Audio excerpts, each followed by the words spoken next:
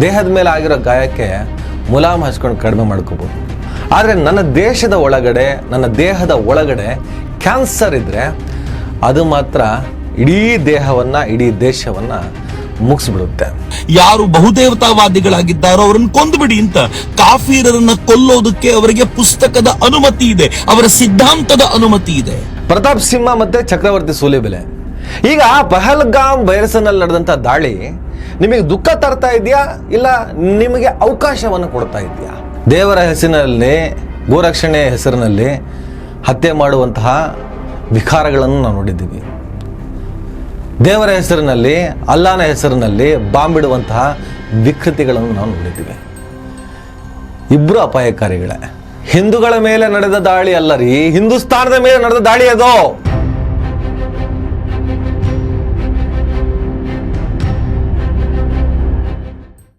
Hello, ನಮಸ್ಕಾರ. ಭಾರತದ ಕಾಶ್ಮೀರದಲ್ಲಿ ಇದ್ಕೊಂಡು ಪಾಕಿಸ್ತಾನಕ್ಕೆ ಹೋಗಿ ಸೇರ್ಕೊಬೇಕು, ಕಾಶ್ಮೀರ ಪಾಕಿಸ್ತಾನಕ್ಕೆ ಸೇರಬೇಕು ಅಂತ ಬಯಸುವಂತಹ ಪುಂಡರು, ಪಾಕಿಸ್ತಾನದ ಭಯೋತ್ಪಾದಕರಿಗೆ ಸಪೋರ್ಟಿವ್ ಆಗಿ ನಿಂತಿರುವಂತಹ ಭಯೋತ್ಪಾದಕರು, ನನ್ನ ದೇಶದ ಭಯೋತ್ಪಾದಕ ಮನಸ್ಥಿತಿ. ನನ್ನ ದೇಶದಲ್ಲಿ cricket match, Bharat Pakistan cricket match ಆದಾಗ ಪಾಕಿಸ್ತಾನವನ್ನು ಸಪೋರ್ಟ್ ಮಾಡೋದು, ಭಾರತವನ್ನು ವಿರೋಧಿಸಿ. ಕ್ರಿಕೆಟ್ ಆಗಲಿ, ಯಾವುದೇ ಕ್ರೀಡೆ ಆಗಲಿ, ಅಲ್ಲಿ ದ್ವೇಷ ಇರಬಾರ್ದು ಅಂತ ನಾನು ವಾದ ಮಾಡುತ್ತೀನಿ. ಆದರೆ ಭಾರತ ಪಾಕಿಸ್ತಾನ ಎರಡು ರಾಷ್ಟ್ರಗಳ ನಡುವೆ ಕ್ರಿಕೆಟ್ ಪಂದ್ಯ ಆದಾಗ, ಭಾರತ ಆಸ್ಟ್ರೇಲಿಯಾ, ಭಾರತ ಇಂಗ್ಲೆಂಡ್ ನಡುವೆ ನಡೆಯುವ ಕ್ರಿಕೆಟ್ ಆಟಕ್ಕಿಂತ ಹೆಚ್ಚಾಗಿ ವೈಭವೀಕರಿಸುತ್ತಿರುವಂಥ ಈ ಸಂದರ್ಭದಲ್ಲಿ ಯುದ್ಧೋಪಾದಿಯಲ್ಲಿ ಈ ಪಂದ್ಯವನ್ನು ಬಿಂಬಿಸುವಂಥ ಆ ಪ್ರಯತ್ನದ ಒಳಗಡೆ ಭಾರತವನ್ನು ಧಿಕ್ಕರಿಸಿ, ವಿರೋಧಿಸಿ ಪಾಕಿಸ್ತಾನವನ್ನು ಬೆಂಬಲಿಸುವ ಮನಸ್ಥಿತಿಗಳಿದ್ದರೆ ಅವರೆಲ್ಲರ ಭಯೋತ್ಪಾದಕ ಮನಸ್ಥಿತಿಗಳೇ, ದೇಶ ವಿರೋಧಿ ಮನಸ್ಥಿತಿಗಳೇ. ಕಾಶ್ಮೀರದಲ್ಲಿ ಇದ್ಕೊಂಡು ನನ್ನ ದೇಶದ ಅನ್ನವನ್ನು ತಿನ್ಕೊಂಡು ಪಾಕಿಸ್ತಾನದ ಭಯೋತ್ಪಾದಕರಿಗೆ ಬೆಂಬಲ ನೀಡ್ತಾ ಅವರ ಚಿತಾವಣೆಗೆ, ಅವರ ಪ್ರಚೋದನೆಗೆ ಅಥವಾ ಅವರು ಹಾಕುವಂಥ ಎಂಜಲು ಕಾಸಿಗೆ ಭಾರತ ದೇಶದ ವಿರುದ್ಧವೇ ಬಂದೂಕನ್ನು ಮೊರೆಸುವಂತಹ ಆ ಭಯೋತ್ಪಾದಕರನ್ನು ಪತ್ತೆ ಹಚ್ಚಿ, ದೇಶದ ಒಳಗಡೆ, ನನ್ನ ದೇಹದ ಒಳಗಡೆ ಕ್ಯಾನ್ಸರ್ ಇದ್ದರೆ ಅದು ಮಾತ್ರ ಇಡೀ ದೇಹವನ್ನು, ಇಡೀ ದೇಶವನ್ನು ಮುಗಿಸ್ಬಿಡುತ್ತೆ. ಈ ಕಾನ್ಸೆಪ್ಟ್ ಅರ್ಥ ಮಾಡ್ಕೊಳ್ಳಿ. ನನ್ನ ದೇಶದೊಳಗಡೆ ಇದ್ಕೊಂಡು ದೇಶ ವಿರೋಧಿ ಚಟುವಟಿಕೆ ಯಾರೇ ಮಾಡಿದ್ರೋ ಅದನ್ನು ಖಂಡಿಸೋದು ಮಾತ್ರ ಅಲ್ಲ, ನಾಶ ಮಾಡಿ ಅವ್ರನ್ನ ಅಂತ ಹೇಳ್ಬಿಟ್ಟು ಕರೆ ಕೊಡುತ್ತೇವೆ ನಾವು. ಈಗ ಪಹಲ್ಗಾಮ್ ಬೈರಸನಲ್ಲಿ ನಡೆದಂಥ ಆ ಉಗ್ರ ದಾಳಿಯಲ್ಲಿ ಸುಮಾರು 26-27 ಜನ ಸತ್ತೋದ್ರು ಅಲ್ವಾ? ಯಾರಿಗೆ ಸಿಟ್ಟು ಬಂದಿಲ್ಲ ನನ್ನ ದೇಶದಲ್ಲಿ? ಯಾರು ಆಕ್ರೋಶ ವ್ಯಕ್ತಪಡಿಸಿಲ್ಲ? ಯಾರು ಬೀದಿಗಿಳಿದು ಕ್ಯಾಂಡಲ್ ಹಿಡ್ಕೊಂಡು ಶ್ರದ್ಧಾಂಜಲಿಯನ್ನು ಅರ್ಪಿಸ್ತಾ ಇಲ್ಲ? ಯಾರು ಆ ಉಗ್ರರನ್ನ ಮಟ್ಟ ಹಾಕಿ, ನಾಶ ಮಾಡಿ, ಎನ್ಕೌಂಟರ್ ಮಾಡಿ ಬಿಸಾಕಿ ಒಂದಿಷ್ಟು ಹೆಣಗಳನ್ನು ತಂದು ತೋರಿಸಿ ಅಂತ ಭಾರತ ಸರ್ಕಾರವನ್ನು ಕೇಳ್ಕೊಳ್ತಾ ಇಲ್ಲ? ಹಿಂದೂಗಳು ಕೇಳ್ತಾ ಇಲ್ವಾ? ಮುಸಲ್ಮಾನರು ಕೇಳ್ತಾ ಇಲ್ವಾ? ಕ್ರೈಸ್ತರು ಕೇಳ್ತಾ ಇಲ್ವಾ? ಹಿಂದೂಗಳ ಮೇಲೆ ನಡೆದ ದಾಳಿ ಅಲ್ಲ ರೀ, ಹಿಂದೂಸ್ತಾನದ ಮೇಲೆ ನಡೆದ ದಾಳಿ ಅದು. ಪ್ರತಾಪ್ ಸಿಂಹ ಮತ್ತೆ ಚಕ್ರವರ್ತಿ ಸೂಲಿಬೆಲೆ. ಈಗ ಪಹಲ್ಗಾಮ್ ಬೈರಸನಲ್ಲಿ ನಡೆದಂಥ ದಾಳಿ ನಿಮಗೆ ದುಃಖ ತರ್ತಾ ಇದೆಯಾ, ಇಲ್ಲ ನಿಮಗೆ ಅವಕಾಶವನ್ನು ಕೊಡ್ತಾ ಇದೆಯಾ? ನಿಮ್ಮ ಪ್ರಪೋಗಂಡಕ್ಕೆ ಒಂದೊಳ್ಳೆ ನೆಪ ಸಿಗ್ತಾ ನೀವು ಅದನ್ನೇ ಮಾಡ್ತಾ ಬರ್ತಾ ಇದ್ದೀರಾ. ಇಡೀ ಭಾರತದ ಮುಸಲ್ಮಾನನ ಬೈಯೋದಕ್ಕೆ ಶುರು ಮಾಡಿದ್ದೀರಾ ನೀವು. ಆ ಮೂಲಕ ಈ ದೇಶದ ಒಳಗಡೆ ದೊಡ್ಡ ಮಟ್ಟದಲ್ಲಿ ಭಿನ್ನಾಭಿಪ್ರಾಯವನ್ನು ಮೂಡಿಸುವಂಥ ಪ್ರಯತ್ನ ಏನೋ ಶತಮಾನಗಳಿಂದ ಮಾಡ್ತಾ ಬಂದರು, ಹತ್ತತ್ರ ಶತಮಾನ ಆಗ್ತಾ ಬಂತು. ನಾನು ಏನು ಹೇಳ್ತಿದ್ದೇನೆ ಅರ್ಥ ಆಗ್ತದೆ ಕೆಲವರಿಗೆ. ಆ ಪ್ರಯತ್ನದ ಭಾಗವಾಗಿ ಸಿಕ್ಕಿದ್ದ ಚಾನ್ಸು ಅಂತ ಹೇಳ್ಬಿಟ್ಟು ಬಾಯಿಗೆ ಬಂದಾಗ ಮಾತಾಡ್ತಾ ಇದ್ದೀರಾ. ಕೆಲವೊಂದು ಫೇಕ್ ಪ್ರಪೋಗಂಡವನ್ನು ಹರಡುವಂಥ ವೆಬ್ಸೈಟ್ಗಳು, ಚಾನಲ್ಗಳು ಈ ಘಟನೆಯನ್ನು ಯಾವ ರೀತಿಯಲ್ಲಿ ಈ ದೇಶದ ಒಳಗಿನ ಸಾಮರಸ್ಯವನ್ನು ಕೆಡಿಸೋದಕ್ಕೆ ಬಳಸ್ಕೊಳ್ತಿದ್ದಾರೆ ಅಂದರೆ, ಅವರು ಧರ್ಮನ ನೋಡಿ ಶೂಟ್ ಮಾಡಿದ್ರು. ಹಿಂದೂನ ಮುಸ್ಲಿಂ ಅಂತ ಕೇಳಿಬಿಟ್ಟು ಹಿಂದೂ ಅಂತ ಕನ್ಫರ್ಮ್ ಮಾಡಿ ಶೂಟ್ ಮಾಡಿದ್ರು. ಹಾಗಿದ್ದ ಮೇಲೆ ನಾವು ಧರ್ಮನ ನೋಡಿ ವ್ಯಾಪಾರ ಯಾಕೆ ಮಾಡಬಾರ್ದು? ಧರ್ಮನ ನೋಡಿ ವ್ಯಾಪಾರ ಯಾಕೆ ಮಾಡಬಾರ್ದು ಅಂತೇಳಿ ಭಾರತದ ಒಳಗಡೆ ಹಿಂದೂ ಮುಸಲ್ಮಾನರ ನಡುವೆ ವ್ಯಾಪಾರ ಯುದ್ಧವನ್ನು ಪ್ರಚೋದಿಸುವಂಥ ಕೆಲಸವನ್ನು ಮಾಡ್ತಾ ಇದ್ದಾರೆ. ಪ್ರತಾಪ್ ಸಿಂಹ ಭಾರತದ ಮುಸಲ್ಮಾನರ ನೈತಿಕತೆಯನ್ನು ಪ್ರಶ್ನೆ ಮಾಡಕ್ಕೆ ಶುರು ಮಾಡಿದ್ದಾರೆ.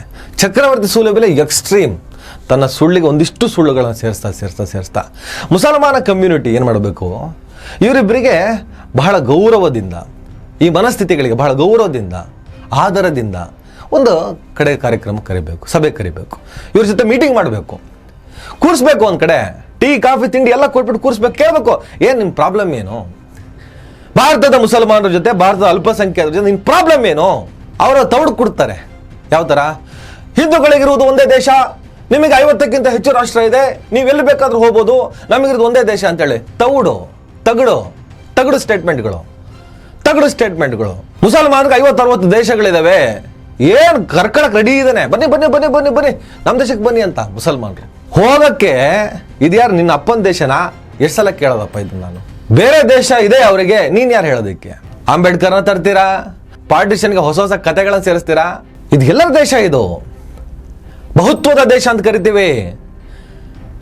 ಆ ಮೂಲಕವೇ, ಆ ಆಧಾರದಲ್ಲೇ ಈ ದೇಶದ ಸಂವಿಧಾನ ರಚನೆ ಆಗಿರೋದು. ಅವ್ರಿಗೆ ಆ ದೇಶ ಇದೆ, ಅವ್ರಿಗೆ ಅಷ್ಟು ರಾಷ್ಟ್ರ ಇದೆ, ಈ ರಾಷ್ಟ್ರ ಇದೆ, ಈ ತಗಡುಗಳು ಮಾತಾಡಬಾರ್ದು. ನಿನ್ನ ಪ್ರಾಬ್ಲಮ್ ಏನು ಅಂತ ಕೇಳಿ ಅವ್ರನ್ನ ಕೂರಿಸ್ಕೊಂಡು ಕರೆಕ್ಟಾಗಿ ಅವರ ಮೈಂಡ್ ಸೆಟ್ಟಿನ ಆಧಾರದಲ್ಲಿ ತನಿಖೆ ನಡೆಸಿದ್ರೆ ಇವ್ರ ಪ್ರಾಬ್ಲಮ್ ಏನು ಅಂತ ಗೊತ್ತಾಗ್ಬಿಡುತ್ತೆ. ಇವ್ರ ಪ್ರಾಬ್ಲಮ್ ಏನು ಗೊತ್ತಾ? ಇವರಿಗೆ ಪೊಸಿಷನ್ನು, ಇವ್ರಿಗೆ ಹೊಟ್ಟೆಪಾಡು, ಅದೇ ಇವ್ರ ಪ್ರಾಬ್ಲಮ್ಮು. ಇವ್ರಿಗೆ ಅಧಿಕಾರ ಬೇಕು, ಇವ್ರಿಗೆ ಹೊಟ್ಟೆ ಹೊರಿಬೇಕು, ಇವೆರಡೂ ಸಿಗಬೇಕಂದ್ರೆ ಸಾಬ್ರನ್ ಬೈಬೇಕು. ಇವರ ಹೊಟ್ಟೆಪಾಡಿಗೋಸ್ಕರ, ಇವರ ತೆವಲಿಗೋಸ್ಕರ ಮುಸಲ್ಮಾನರನ್ನಾಗಲಿ ಅಲ್ಪಸಂಖ್ಯಾತರನ್ನಾಗಲಿ ಇನ್ನೊಬ್ಬರ ಮೇಲೆ ಎತ್ತು ಕಟ್ಟಿ ತಮ್ಮ ಹೊಟ್ಟೆ ಹೊರೆಯೋದಕ್ಕೋಸ್ಕರ ಎಷ್ಟೋ ಅಮಾಯಕರ ಬದುಕನ್ನು ಇವರು ಹಾಳು ಮಾಡ್ತಾರೆ. ಸುಲಿಬೆಲೆ ಎಂತೆಂತ ಮಾತಾಡಿದೇನು ಗೊತ್ತಾ?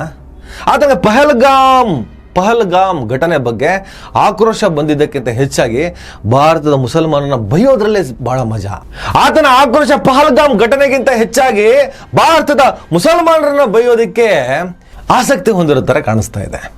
ಕಾಣಿಸೋದೇನು ಅದೇ ಥರ ಮಾಡ್ತಾ ಬಂದಿದ್ದು. ಇವ್ರಿಗೆ ಬಿಸ್ಮಿಲ್ಲಾ ಅಂತ ಹೇಳ್ತಾ ಇದೇ ಮಂಜುನಾಥ್ ಅವರ ಹೆಂಡ್ತಿನ ಮತ್ತು ಅವ್ರ ಮಗುನ ರಕ್ಷಣೆ ಮಾಡಿದಂತಹ ಮುಸಲ್ಮಾನರು ಯಾಕೆ ಕನ್ಸಿಡರ್ ಆಗಲ್ಲ? ಆಯ್ತಪ್ಪ, ಅವ್ನು ಹಿಂದೂಗಳನ್ನೇ ಶೂಟ್ ಮಾಡ್ತಾ ಇದ್ರು ಅಂತ ಇಟ್ಕೊಳ್ಳಿ. ಆತನ ರೈಫಲ್ನ ಕಸ್ಕೊಂಡು ಅವ್ರ ಪ್ರಾಣವನ್ನು ಉಳಿಸೋಕೆ ಹೋದವನು ಯಾರು? ಆದಿಲ್ ಹುಸೇನ್ ಯಾವ ಕ್ಯಾಸ್ಟ್ ಬರ್ತಾನೆ? ಸೂಲೆಬೆಲೆ ನಿನ್ನ ಜಾತಿನ ಅವನು? ಯಾವ ಜಾತಿಗೆ ಬರ್ತಾನೆ ಸೂಲೆಬೆಲೆ? ಪ್ರತಾಪ್ ಸಿಂಹ. ಯಾಕೆ ಕನ್ಸಿಡರ್ ಆಗಲ್ಲ ಇವೆಲ್ಲ? ಯಾಕೆ ಇದನ್ನು ಕನ್ಸಿಡರ್ ಮಾಡೋದಿಲ್ಲ? ಇಡೀ ದೇಶದಲ್ಲಿ ಆ ಘಟನೆ ವಿರುದ್ಧ ಮುಸಲ್ಮಾನರೆಲ್ಲ ಬೀದಿಗಿಳಿದಿದ್ದಾರಲ್ಲ, ಯಾಕೆ ಕನ್ಸಿಡರ್ ಮಾಡೋದಿಲ್ಲ? ಯಾಕೆ ಬೈತೀರಿ?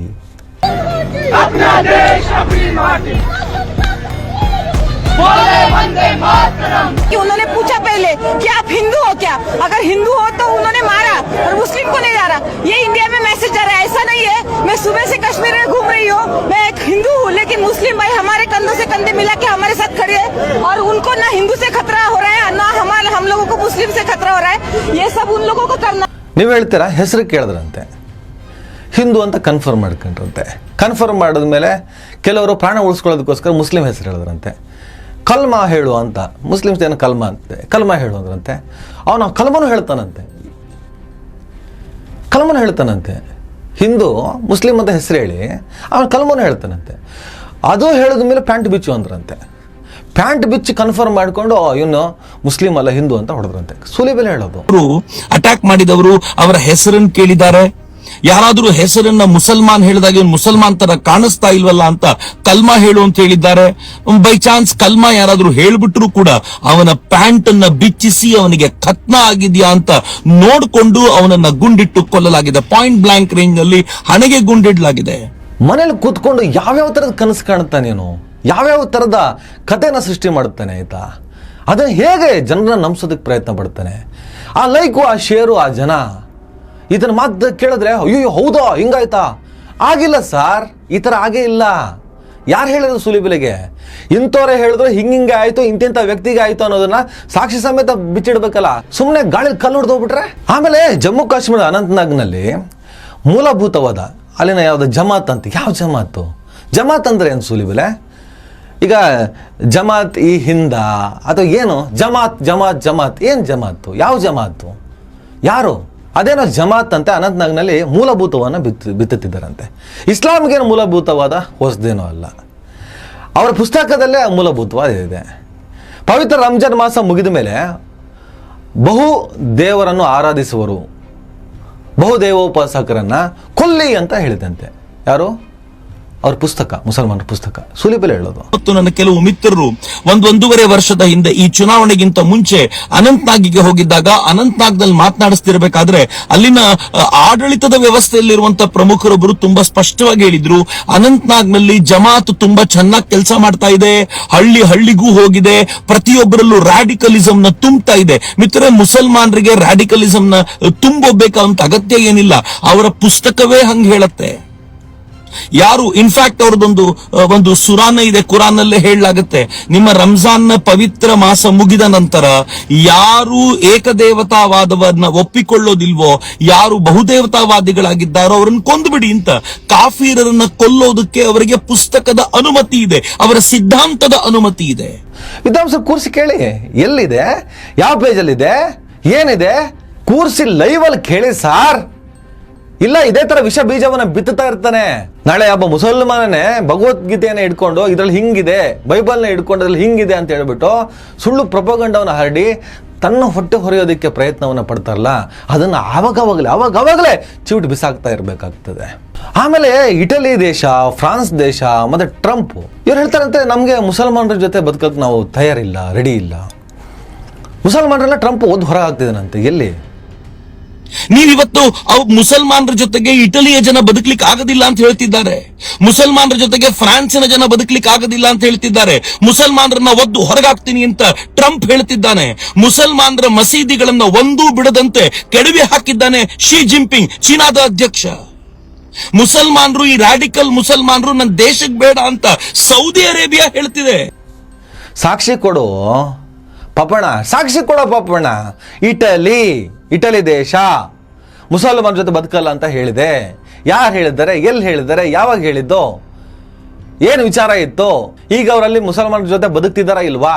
ಫ್ರಾನ್ಸ್ ಜನ ಮುಸಲ್ಮಾನರ ಜೊತೆ ಬದುಕ್ತಿದ್ದಾರಾ ಇಲ್ವಾ? ಟ್ರಂಪ್ ಎಲ್ಲಾನು ಓದ್ ಹೊರ ಹಾಕಿದಾನ? ಅಮೆರಿಕದಲ್ಲಿ ಮುಸಲ್ಮಾನರ ಇಲ್ವಾ? ಕೊಡಯ್ಯ ಪ್ರೂಫು.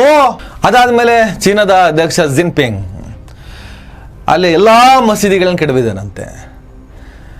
ಸ್ವಲ್ಪ ದೇವಸ್ಥಾನ, ಇನ್ನೊಂದು ವಿಚಾರಗಳಕ್ಕೂ ಬರಬೇಕಾಗ್ತದೆ. ಇಲ್ಲಿ ಎಲ್ಲ ಮಸೀದಿಗಳನ್ನು ಕೆಡವಿ ಅಲ್ಲೇನು ಮಸೀದಿಗಳಿಲ್ವಾ? ಗೂಗಲ್ ಹೋಗ್ಬಿಟ್ಟು ಸರ್ಚ್ ಮಾಡಿ. ಈ ತನ್ನ ಸ್ಟೇಟ್ಮೆಂಟ್ ಕೇಳಿದ ತಕ್ಷಣ ಇಮಿಡಿಯೇಟ್ ಗೂಗಲ್ಗೆ ಹೋಗ್ಬಿಟ್ಟು ಚೀನಾದಲ್ಲಿ ಮಸೀದಿ ಇದೆಯೋ ಇಲ್ವೋ, ಮಂದಿರ ಇದೆಯೋ ಇಲ್ವೋ, ಅಲ್ಲಿನ ಒಂದು ಕಾನೂನು ಚೆನ್ನಾಗಿದೆ, ನನಗೂ ಅದು ಇಷ್ಟ ಆಗಿದೆ. ಚೀನಾದಲ್ಲಿ ನಿನ್ನ ಧರ್ಮ ಏನಿದೆ ನಿನ್ನ ಮನೇಲಿ ಇಟ್ಕೋಬೇಕು. ನೀನು ಹಿಂದೂನೋ, ಮುಸ್ಲಿಮೋ, ಕ್ರೈಸ್ತನೋ, ಬೌದ್ಧನೋ, ಜೈನನೋ, ಏನು ಬೇಕಾದ್ರೆ ಆಗಿರೋ, ನೀನು ಅಲ್ಲಿ ಕೆಲಸಕ್ಕಂತ ಹೋಗ್ತೀಯಾ, ಕೆಲಸ ಮಾಡ್ಕೊಂಡಿರೋ. ಇಲ್ಲ ನೀನು ಅಲ್ಲೇ ಹುಡ್ತೀಯಾ, ನಿನ್ನ ಮನೇಲಿ ನಿನ್ನ ಧರ್ಮ ಕರ್ಮ ಏನಾದ್ರೂ ಮಾಡ್ಕೊ, ಅದನ್ನು ಬೀದಿ ತರಬಾರ್ದು.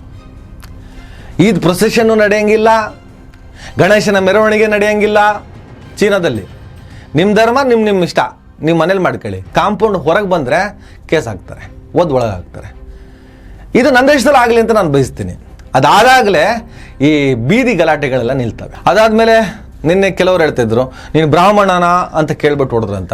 ಈ ಉಗ್ರರಿಗೆ ಬ್ರಾಹ್ಮಣ, ಲಿಂಗಾಯತ, ಕುರುಬ, ಗೌಡ ಇವೆಲ್ಲ ಎಲ್ಲಿ ಗೊತ್ತಿರುತ್ತಂತ ನಾನೇ ಹೇಳಿದ್ದೆ. ಈಗ ಸುಲಿಬಿನ ಆ ವಿಚಾರಕ್ಕೆ ಬಂದರು. ಅವರು ನೀನು ಲಿಂಗಾಯತನೋ, ಒಕ್ಕಲಿಗನೋ, ಗೌಡನೋ ಅಂತ ಕೇಳಲಿಲ್ಲ, ನೀನು ಹಿಂದೂನ ಅಂತ ಕೇಳ್ಬಿಟ್ಟು ಹೊಡೆದ್ರು. ಅದರ ಅರ್ಥ ನಾವು ಹಿಂದೂಗಳೆಲ್ಲ ಒಗ್ಗಟ್ಟಾಗಬೇಕಾಗಿದೆ, ಸಾಬ್ರನ್ನ ಹೊರಗಾಗಬೇಕಾಗಿದೆ, ಸಾಬ್ರ ವಿರುದ್ಧ ನಾವು ಹೋರಾಡಬೇಕಾಗಿದೆ. ಇದು ಹಿಂದೂ ರಾಷ್ಟ್ರ, ಸಾಬ್ರನ್ನ ಪಾಕಿಸ್ತಾನಕ್ಕೆ ಓಡಿಸ್ಬೇಕು. ಇಲ್ಲ ಸಾಬ್ರಿಗೆ ಅವ್ರದಂಥ ದೇಶಗಳಿದಾವಲ್ಲ ಅಲ್ಲಿ ಕಳಿಸ್ಕೊಡ್ಬೇಕು. ಹೆಂಗೆ ಕಳಿಸ್ತೀರಿ? ಯಾರು ಕರ್ಕತ್ತಾರೆ? ಯೂಟ್ಯೂಬಲ್ಲಿ ಬರೋ ರೆವಿನ್ಯೂಯಿಂದ ನಾನು ಬದುಕ್ತೀನಿ ಅಂತ ಸ್ಟೇಟ್ಮೆಂಟ್ ಕೊಟ್ಟಂತ ನಿನಗೆ ಯಾರೋ ಒಬ್ಬ ಮುಸಲ್ಮಾನನ್ನ ಪಾಕಿಸ್ತಾನಕ್ಕೆ ಕಳಿಸೋಕ್ಕಾಗ್ತದ? ಆಯ್ತಪ್ಪ, ನೀನು ಯಾರೋ ಸಾಲ ಮಾಡಿನೇ ಕಳಿಸ್ತೀನಿ ಅಂತ ಇಟ್ಕ. ನೀನು ತಾಕತ್ತಿದ್ರೆ ಸೂಲಿಬೆಲೆ, ನಿಮಗೆ ತಾಕತ್ತಿದ್ರೆ ಪ್ರತಾಪ್ ಸಿಂಹ ಆ್ಯಂಡ್ ಗ್ಯಾಂಗ್, ನಿಮಗೆ ತಾಕತ್ತಿದ್ರೆ ನಿಮ್ಮ ತೋಳಿನಲ್ಲೇ ಬಲ ಅನ್ನೋದೇನದು ಇದ್ರೆ ಒಬ್ಬನೇ ಒಬ್ಬ ಮುಸಲ್ಮಾನನನ್ನ, ಒಬ್ಬನೇ ಒಬ್ಬ ಭಾರತೀಯ ಮುಸಲ್ಮಾನನ್ನ, ಒಬ್ಬನೇ ಒಬ್ಬ ದೇಶಭಕ್ತ ಮುಸಲ್ಮಾನನನ್ನ, ಆಲ್ಮೋಸ್ಟ್ ಎಲ್ಲ ಅವರೇ ಕಿಡಿಗೇಡಿಗಳು ಎರಡು ಬದಿಲಿರ್ತಾರೆ. ದೇವರ ಹೆಸರಿನಲ್ಲಿ, ಗೋರಕ್ಷಣೆಯ ಹೆಸರಿನಲ್ಲಿ ಹತ್ಯೆ ಮಾಡುವಂತಹ ವಿಕಾರಗಳನ್ನು ನಾವು ನೋಡಿದ್ದೀವಿ. ದೇವರ ಹೆಸರಿನಲ್ಲಿ, ಅಲ್ಲಾನ ಹೆಸರಿನಲ್ಲಿ ಬಾಂಬಿಡುವಂತಹ ವಿಕೃತಿಗಳನ್ನು ನಾವು ನೋಡಿದ್ದೀವಿ. ಇಬ್ಬರು ಅಪಾಯಕಾರಿಗಳೇ, ಡೌಟೇ ಇಲ್ಲ. ಆದರೂ ಒಂದು ಸವಾಲು, ಒಬ್ಬ ಅಪ್ಪಟ ಭಾರತೀಯ ಮುಸಲ್ಮಾನನನ್ನಾಗಲಿ, ಅಪ್ಪಟ ಭಾರತೀಯ ಕ್ರೈಸ್ತನನ್ನಾಗಲಿ ನೀವು ದ್ವೇಷಿಸಿ ಅವರನ್ನು ಅಲ್ಲಿಗೆ ಓಡಿಸ್ತೀವಿ ಇಲ್ಲಿಗೆ ಓಡಿಸ್ತೀವಿ ಅಂದರೆ ನೀವು ತೋಳಿನಲ್ಲಿ ತಾಕತ್ತಿದ್ದರೆ ಆ ಕೆಲಸ ಮಾಡಿ. ನಿಮ್ಮ ಕೈಲಿ ಆಗಲ್ಲ ಮಾಡೋಕ್ಕೆ, ಅದೆಲ್ಲ ಸುಳ್ಳದು. ಆದರೂ ಜನರಿಗೆ ಮಿಸ್ಗೈಡ್ ಮಾಡಿ ಆ ಮೂಲಕ ಯಾವುದೋ ಒಂದು ರಾಜಕೀಯ ಪಕ್ಷಗಳಿಗೆ, ಯಾವುದೋ ಒಂದು ಸಂಘಟನೆಗಳಿಗೆ ಅನುಕೂಲ ಮಾಡಿಕೊಟ್ಟರೆ ಅಲ್ಲಿಂದ ಬರುವಂಥ ಬಾಡಿಗೆ ಗೊತ್ತಿಲ್ಲಪ್ಪ ಹೇಳ್ತಾರೆ, ನಾನೇನು ನಿಂಗೆ ಇಷ್ಟೇ ಸಿಗುತ್ತೆ ನೀನು ತಗೊಳ್ತಿ ಅಂತ ನಾನೇನು ಹೇಳ್ತಿಲ್ವಲ್ಲ, ಅದಕ್ಕೋಸ್ಕರ ಏನಾದರೂ ಮಾಡ್ತಾ ಇರ್ಬೋದಾ ನೀವು? ನೀವೇನಾದರೂ ಮಾಡ್ಕೊಂಡು ಸಾಯಿರಪ್ಪ, ಹೊಡಿಬೇಡಿ ದೇಶನ. ಯಾರು ಒಪ್ಪಲ್ಲ ಉಗ್ರ ಕೃತ್ಯವನ್ನು. ಹಾಗೆ ಒಪ್ಪೋನು ಅವನು ಮುಸಲ್ಮಾನ ಹಿಂದೂ ಅಲ್ಲ, ಯಾವ ಧರ್ಮಕ್ಕೂ ಸೇರೋನು ಆಗಲ್ಲ, ಯಾವ ಧರ್ಮಕ್ಕೂ ಸೇರಿದವನಾಗಲ್ಲ, ಅವನು ಅಧರ್ಮಕ್ಕೆ ಸೇರಿದವನಾಗ್ತಾನೆ, ಅವನೊಬ್ಬ ದೇಶದ್ರೋಹಿ ಆಗ್ತಾನೆ. ಅಂಥವ್ರ ವಿರುದ್ಧ ನಾವು ಸಮರ ಸಾರೋಣ, ಗುಂಡಿಕ್ತೋರನ್ನ ವಿರೋಧಿಸೋಣ, ಬಾಂಬ್ ಬಿಟ್ಟೋರನ್ನ ವಿರೋಧಿಸೋಣ. ಆದರೆ ನೀವು ಅದನ್ನು ನೆಪ ಮಾಡಿಕೊಂಡು ನಿಮ್ಮ ತೆವಲಿಗೆ ನೀವು ಸೃಷ್ಟಿಸುವಂಥ ಪ್ರೊಪಗಂಡಗಳಿಂದ ಅಲ್ಲೆಲ್ಲ ಕಲ್ಲಂಗಡಿ ಮಾರುವಂತಹ ನಬಿ ಸಾಬಿಗೆ ನಿಮ್ಮ ಭಾಷಣಗಳಿಂದ ಪ್ರಚೋದನೆಗೆ ಒಳಗಾದವರು ಹೋಗಿ ಹೊಡಿತಾರೆ. ದೇಶದ ಸಾಮರಸ್ಯ ನುಚ್ಚುನೂರಾಗ್ತದೆ. ಬಹಳ ದೊಡ್ಡ ಸಮುದಾಯ ಮುಸ್ಲಿಂ ಸಮುದಾಯ, ದೇಶದಲ್ಲಿ 2ನೇ ಅತಿ ದೊಡ್ಡ ಸಮುದಾಯ, ಪ್ರಪಂಚದ 2ನೇ ಅತಿ ದೊಡ್ಡ ಸಮುದಾಯ. ಅವರನ್ನು ಮಟ್ಟ ಹಾಕ್ತೀವಿ, ಅವರನ್ನು ಮುಗಿಸ್ತೀವಿ, ಎಲ್ಲ ಸಾಧ್ಯ ಆಗೋ ಮಾತಾ ಇದು. ಸುಮ್ಮನೆ ಸಮಾಜ ನೆಮ್ಮದಿಯನ್ನು ಕೆಡಿಸ್ತೀರಿ. ಎಲ್ಲರೂ ಒಟ್ಟಾಗಿ ಒಗ್ಗಟ್ಟಾಗಿ ಸುಲ್ಬೆಲೆ ಸಿಂಹ ನಿಮ್ಮ ಜೊತೆ ನಾನು, ನಮ್ಮ ಜೊತೆ ನೀವು ಸೇರ್ಕೊಳ್ಳಿ, ಮಟ್ಟ ಹಾಕೋಣ ಈ ಟೆರರಿಸ್ಟ್ಗಳನ್ನು. ಆದರೆ ಇದನ್ನು ನೆಪ ಮಾಡಿಕೊಂಡು ನಮ್ಮ ತೆವಲು ತೀರಿಸ್ಕೊಳ್ಳುವಂಥ ಕೆಲಸವನ್ನು ನಾವು ಮಾಡಬಾರ್ದು ಅಂತ ಹೇಳ್ತಾ ಈ ವಿಡಿಯೋನ ಮುಗಿಸ್ತೀನಿ ಸ್ನೇಹಿತರೆ. ನಮಸ್ಕಾರ. ದಯವಿಟ್ಟು ಎಲ್ಲರೂ ಈ ಚಾನಲ್ನ ಸಬ್ಸ್ಕ್ರೈಬ್ ಮಾಡಿ, ನಿಮ್ಗೆ ಇಷ್ಟ ಆದರೆ ಈ ಚಾನಲ್ಗೆ ಜಾಯ್ನ್ ಆಗಿ, ಈ ವಿಡಿಯೋ ಇಷ್ಟ ಆದರೆ ದಯವಿಟ್ಟು ಎಲ್ಲರೂ ಶೇರ್ ಮಾಡಿ, ಸ್ವತಂತ್ರ ಪತ್ರಿಕೋದ್ಯಮವನ್ನು ಬೆಂಬಲಿಸಿ. ನನ್ನ ಯುಕ್ತಿಗೆ ನಿಮ್ಮ ಶಕ್ತಿಯೇ ಶ್ರೀರಕ್ಷೆ.